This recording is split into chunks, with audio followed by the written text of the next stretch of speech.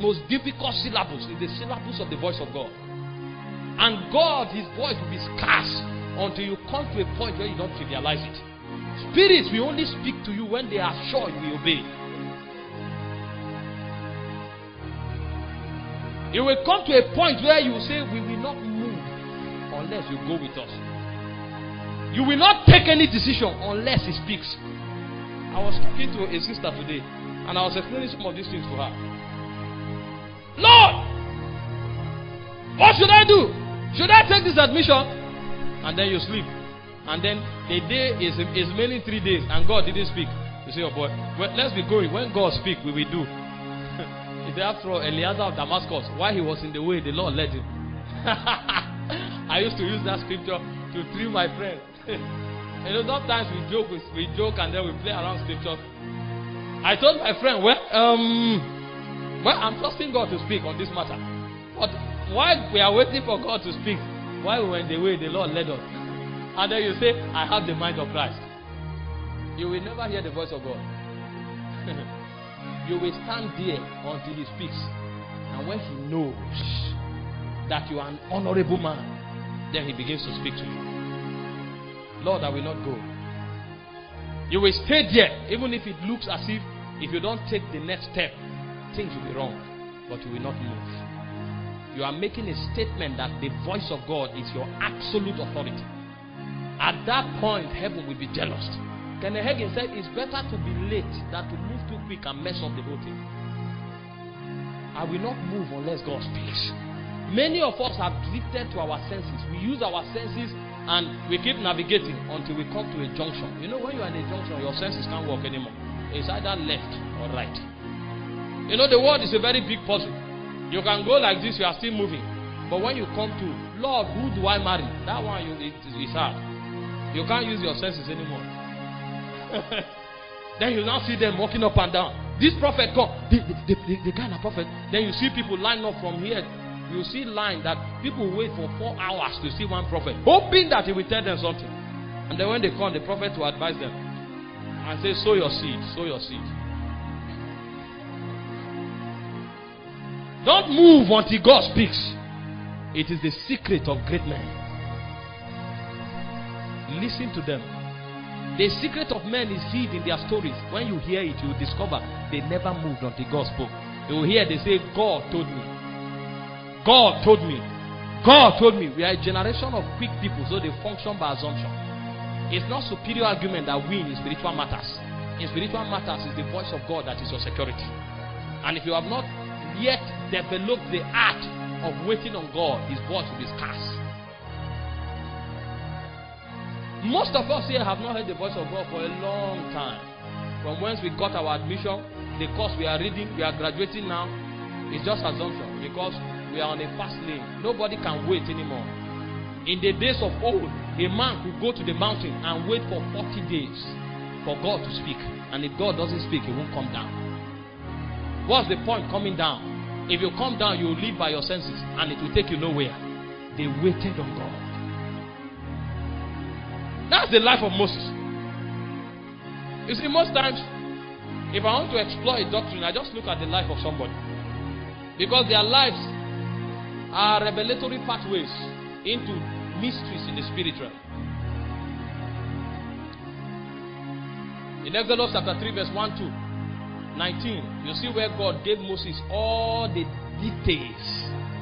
And even when Moses entered Egypt, he still depended on the voice of God to survive. What if he didn't wait in Horeb to hear God? When he encountered Pharaoh, Pharaoh rejected him. What would he have done? Then he will now come and start assuming, what do I tell Pharaoh in the morning? What do I tell Pharaoh in the evening? They would have cut his head and put on a charter. But when Pharaoh speaks, he will go back to God. It's not like Moses was daft. He didn't know what to say. There were many answers that came to mind. But when Pharaoh speaks, he goes back to God because he knows his safety. His possibilities were all locked up in the voice of God. Everything about your destiny is locked up in the voice of God. Everything. The contradiction of 10 years can be unraveled by one sentence from God. What to do, where to go, What to do unless God doesn't speak. If he speaks, everything changes. We pursue men too much. That's why our life is a function of many dislocations. The voice of God is scarce in our generation. We know so much doctrine. We know a lot of things about God. But there are few who know God because only few hear him. When God speaks, his reality is communicated. The Bible said in Ezekiel chapter 2 verse 1, he said, as he spake to me, the Spirit entered. The guy did not just know what to do. The capacity to do was also communicated. These are possibilities in the voice of God. When you see a high flyer in the kingdom, it's a man that can access the voice of God. If you see a man who knows the voice of God, is invincible. You can't hurt him. You can't trap him. It's like the wind. The voice of God. The fathers of old knew this. It's the technology in the spirit for safety. It's a technology in the spirit for empowerment. It's a technology in the spirit for survival. If your life is full of contradiction, don't go too far. Just shut down for 3 weeks. Go and wait on God. It will change the story for good. But if you can't wait, you may still run for another 2 years. Life is lived once. Never try it on assumption.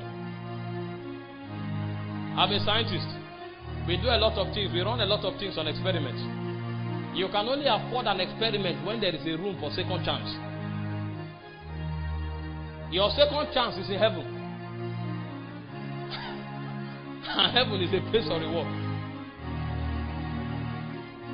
You can't afford an experiment with your life. The only safety is in the voice of God. The men of old, they had this understanding. That was why they lived their lives the way they did. There were cases in scriptures where people don't give answers. They wait for weeks until God speaks. Nebuchadnezzar came to the wise men. Daniel said there is a God that reveals secrets. He implored the king to give them time. If you need to take time, take time. Don't act as if you know it all. You are not omniscient. But if you cannot apprehend the voice of God, your life is going somewhere to waste.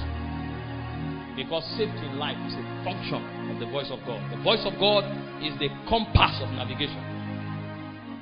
These are basic things, but most times we are not taught their significance. So we are not patient enough to explore them.